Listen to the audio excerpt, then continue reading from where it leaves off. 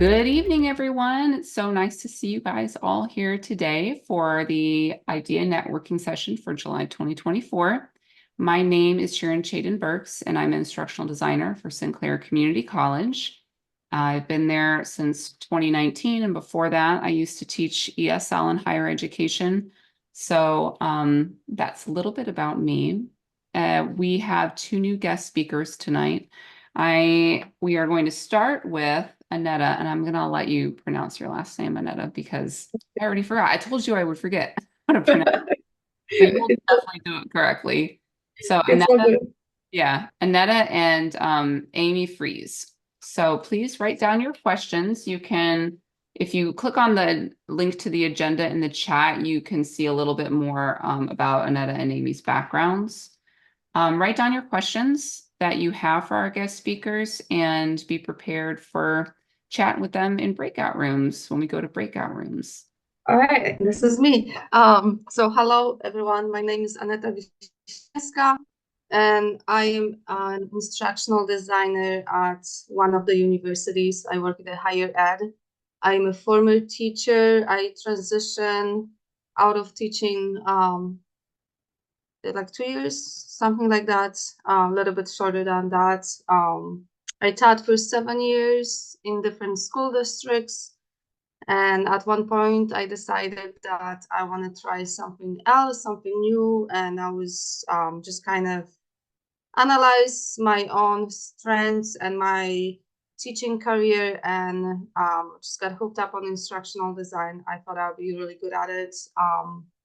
And for quite a while, for about a year, I upskilled, learn what I supposed to learn, cover the learning gaps, and work at a corporate as an e-learning content developer. And now my most recent position is instructional designer at one of the universities here in Minnesota. That was very short.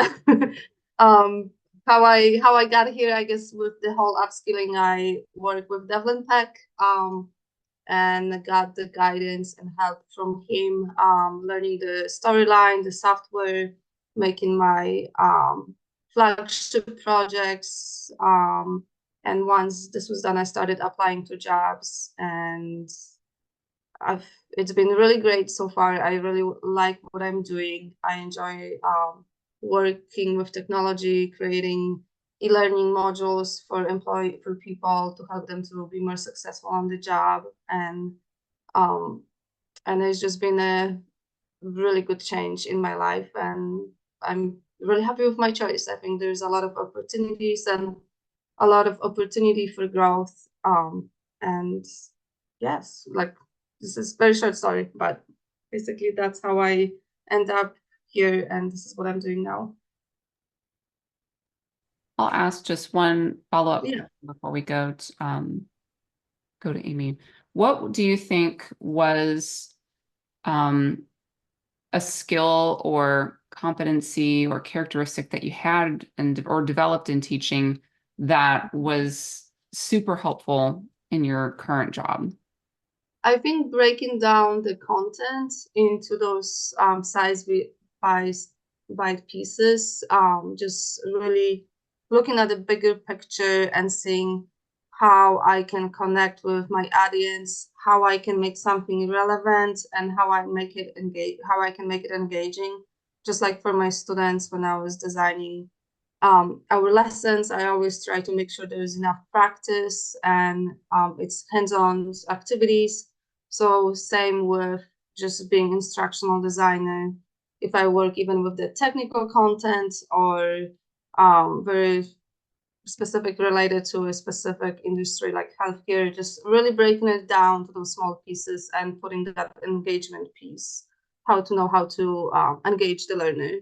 So kind of the stuff that I used in teaching, like doing flashcards or like all different activities, I use them too in my e-learnings to just kind of have people be engaged with the content, so they just sit and read through the content, but they can actually engage and they have enough practice and putting the scenarios that would relate to what someone is doing. So I think that experience from the classroom just putting my students in front of my teaching and learning, was having that student-centered classroom and kind of bring this back to adults, to adult learning, and making sure that people are engaged.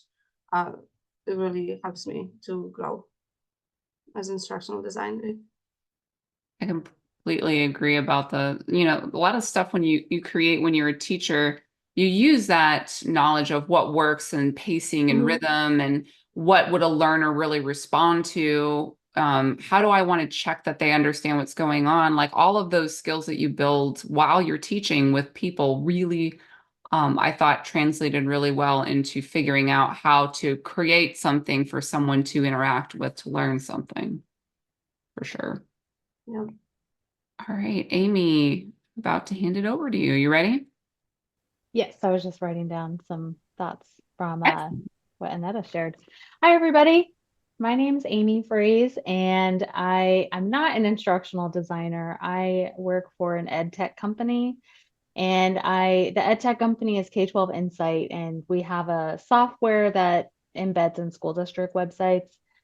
That's not the side that I work on. I get to do a lot of survey work and focus groups with school districts. And some of the major topics that I focus on are employee engagement, school climate, and DEI work. Those are kind of the three big buckets. Prior to my time now, I was a middle school teacher, and I did leave the classroom pre-pandemic. So I know that there's definitely the job market's not the same. So I certainly respect that.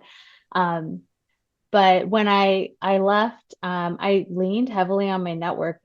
My first job out of the classroom, I actually went to work as a curriculum coordinator at an international school. And my sister was also working in Thailand where I moved to, and she was neighbors with the principal of where I ended up getting hired. So, and then the role that I'm at now, when I was looking, if I remember correctly, I think I applied to around 50 or so. This is like 2018 time frame, to about 50 jobs. And I happened to have gone to grad school with a few people that worked at the company, and that helped me get my foot in the door. The company that I'm at now, they have a fairly long hiring process. You had to do an assignment. And if you're looking for a job, you probably are familiar with those now. And then many rounds of interviews. So certainly having the foot in the door helps. Um, the question, Sharon, that you had asked, one of the things that helps me, a transferable skill that I use a lot is project management. So I'm not a certified project manager, but so when I was teaching, we used to implement test retakes and having to like figure out where each student is and track them down when they're absent. And like there's so many moving parts, and keeping track of all of that. I mean, that's project management. And so I know one path. Instructional design is certainly a path that a lot of teachers take, but project management is another big one that I see. But I'm pretty active on LinkedIn, and it was a little awkward at first posting regularly, but I will say that there's been opportunities presented through just regular posting, interacting. I've had recruiters reach out to me as a result. So if you're not active on LinkedIn, I certainly recommend doing that. And I have some people that I can share that post about how to get started. So I'm in the ed tech space, so I follow a lot of ed tech folks, and there's one person in particular. Like as you start going on, there's a lot of people on LinkedIn that are willing to share their knowledge, and I think it's a very giving network. People that are active on there want to help others, so take advantage of the platform.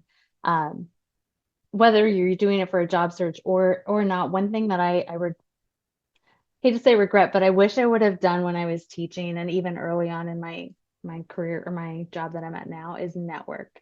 I did not utilize LinkedIn until really the last year, and it has brought awesome people my way, opportunities to do some freelance assignments, and like this call right now, I get to be on with all of you. And so I think that, you know, when I end up in another position, that's something I want to maintain, is just because I think probably right now, if you're looking for a job, it can feel really challenging and a lot of work. But I think if you keep up networking in the future, hopefully the opportunities will come find you versus having to hunt them down. So I think setting yourself up on LinkedIn is a really powerful tool, whether you're in a job search or not. I don't know if I answered or gave enough background, but those are just, yeah, I think leaning on the network. But I have followed to a lot of my people that I follow that are transitioning teachers.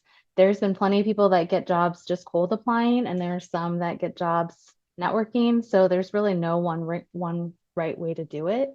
What I will say that I've noticed regularly is I see it on the recruiters that I follow. They always recommend to spend the time reflecting on what you want to do and then tailor your resume, your cover letters, all of your work towards that one goal. If you're trying to apply for this and that because I could do that, you're not going to stand out. So I think really take time to reflect. Like if you want to be an instructional designer, start following instructional designers, for example, and learn from them. If you want to be in project management, there's plenty of people to go. So I think that really honing in on what you want to do is probably the first step. And then once you do that, then you can kind of everything trickles from there. Yeah, definitely share that. You said you had a LinkedIn post about how to use LinkedIn. So I posted actually just on Saturday, some of the creators that I follow that post about just how to get started.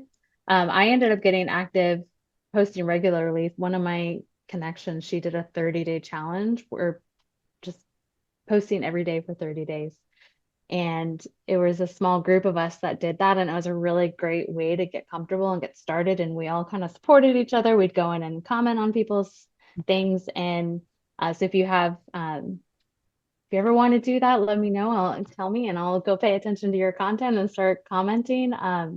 But I think it was a really great way to just experiment. And like I said, LinkedIn's a very giving space. So I think, but yeah, I'll find that post and then I'll link it because there's a few people that are worth following if you just want to learn how to play around with content. I would also second that. I think that it's a pretty gracious place usually. Not always. Sometimes there's people that are trying to only sell you something. But I have almost every person that I've brought on to this networking session as a guest speaker, I've reached out to on LinkedIn and just said, hey, this is something I do. I noticed you have a background that would be great for these sessions. We would love to hear from you. Let me know if you're free. We usually do them on these days. Here's a playlist if you want to see the content, how that kind of looks. And I would say, 60 to 70% of the people that I ask say yes. And I don't pay them. I'm not sponsored. They just come and share their time. And I think that that's just so awesome when people do that. It really helps. Yeah, All right. One more thing. Can Go I ahead. say one more thing with that? Yeah, So of course. let's say you decide you want to go and be an instructional designer. That's the path you want. Then if you haven't already tailored your LinkedIn profile around that, definitely do that. I think there's a lot of ways to utilize that. There's other strategies I've seen where there's some companies you can actually select, like follow the company and select that you're interested. So there's some ways that you can stand out and put your name on the radar of companies that you like. And if they post a lot, comment on their posts, share their posts. If you have a specific target company, for example, I think that's a really great way to utilize the platform. There's a lot of features and use it to the full advantage.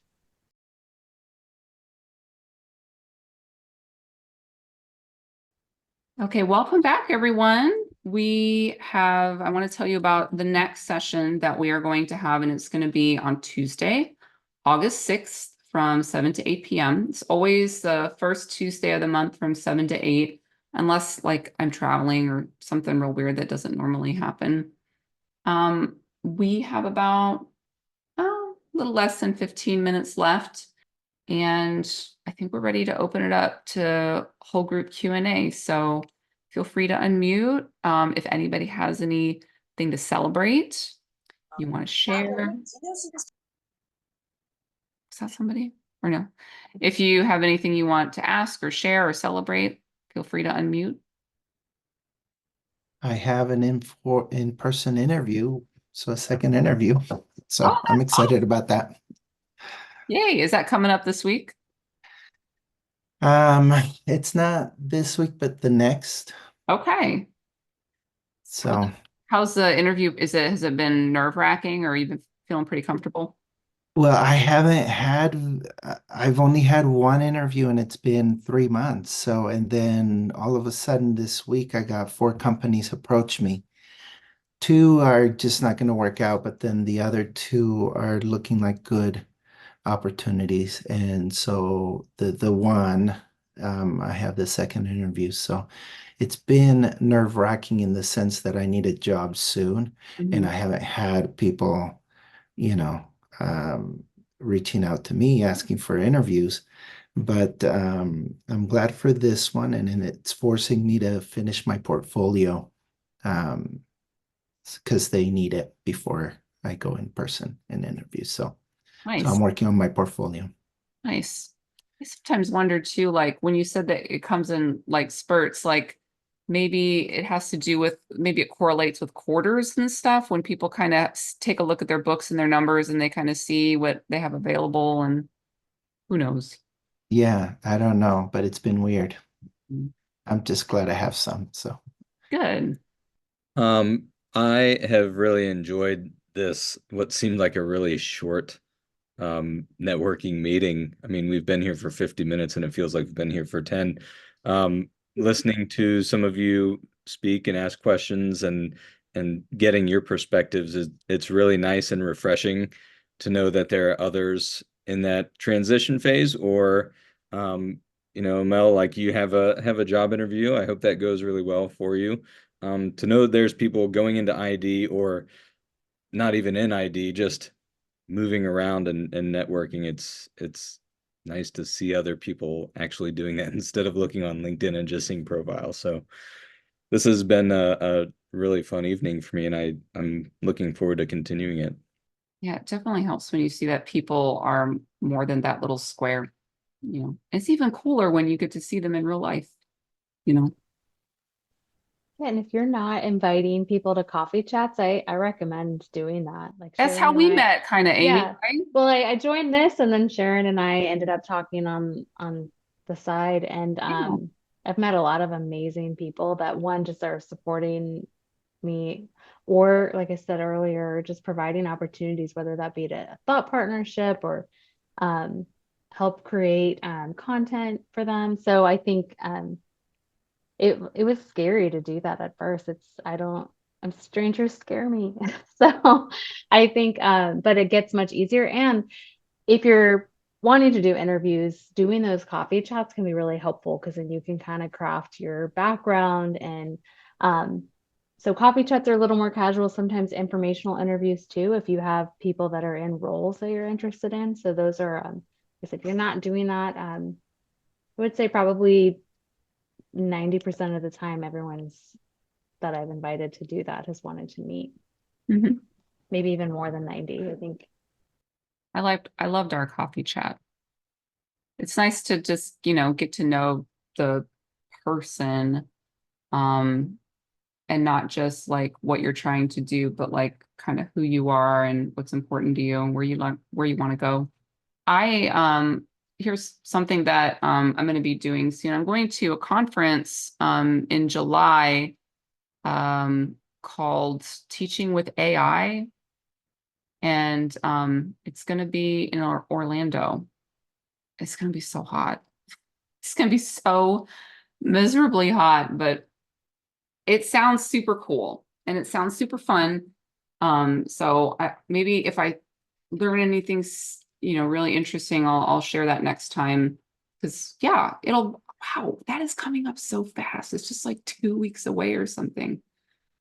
ChatGPT can be very useful in a job search too. How do you actually use it? have I use it a lot as slot partnership, but I know I've seen there's a cheat sheet. I'm going to find it and I'll link it here. But one of the creators I follow did a ChatGPT job search cheat sheet, and it just gave prompts for like, I'm interviewing for this type of role. What questions might they ask? Or here's a templated cover letter, or like, here's a starting point. Here's a job description. What recommendations would you make? So those are I mean, I haven't fully utilized it for that way, but I know that it can be a really valuable tool. So I'll find that link and I'll drop it in the chat. Yeah, I hadn't considered that. I've used ChatGPT. The way I've used it mostly with faculty, I've used it actually this week. I had a faculty member who was struggling writing introductions for these module pages. And I was like, here's what we're going to do. And I took this course alignment document that we have with all the objectives on it and the module names, and I uploaded it to ChatGPT and gave it a nice prompt. Here's what it's for. Here's the student. This is the length that each introduction should be. Make it relevant in this way. Don't use this. Use Bloom's taxonomy. And I just, typed all this out there, and he's watching me do this, and here it returns this very fast and lovely list of introductions. And he just was like, I did not realize it could do that. And I said, yeah, it can. Now, I will add on to that. When I took a closer look at the introductions, it got some of the submodules and the modules wrong. Like somehow it got confused in the hierarchy. So I had to go back and say, ChatGPT, you didn't do this correct. Here are actually the module names. And then it was perfect. So it really is true that you have to do it like 2 or 3 times to get it to give you the output that you really need. Oh, thank you for that, Amy. Yeah, you're welcome. There's 2. There's a cheat sheet, ChatGPT cheat sheet for jobs, and then there's an interview strategies with some of the different, like the CAR method and SOAR method. So I'll make sure to put that in the video description so people can get that too. We have about 4 minutes left if anyone's got any final comments. June, I miss your leather jacket. I know. I switched between my Mac and my PC, and when I went to my PC, it was gone, but then I came back to my Mac, which I'm on right now, and it's also gone. So I don't know what happened. No. I'll put it back. Okay, cool. Awesome. I have a question, Sharon. Yeah. So what is the number one advice you would give to someone transitioning from 2 decades of higher education into ID? ID higher ed? It could be just open to Just options. whatever. Yeah. I came from higher education. I will say, don't underestimate the value of what you've already learned how to do. I think imposter syndrome, a lot of people have it, and it makes you kind of feel like you can't take on that role called instructional designer because it's different, but you totally can. And once I made the transition into the field, I was surprised how many people were just so interested that I had a different background than the job I was doing. It made the experience really rich, and people valued that I had all this experience teaching English and intercultural competency and understanding how we see through a cultural lens, and sometimes we don't even know unless that lens is challenged or something comes up against it. I mean, that was a skill that I think I really undervalued and I should have talked about more in my interview. So I would really think about what do you already have that is going to make you very unique, and sell that. And that, I think, pretty much takes us straight to 8 o'clock. So let's wrap up here. And I'll say thank you so much to Aneta and Amy for sharing your expertise. It's so gracious and generous of you to come on here and, share your story and encouragement. It really does make people feel like that they can do it, and they totally can. There are people in this room that have done it. Keitaro did. And there are people getting interviews. Amel's getting one. So if it's something you want to do, it's going to happen. It just takes a little bit of time. I can't wait to see you guys again. Hopefully I see some of you back here in August. And if not, I'll see you the next time that you're able to join. Have a great night, everybody. Bye, everybody. Thank you so Bye. much. Thank you. You're welcome. Thank you. Thank you. Everyone.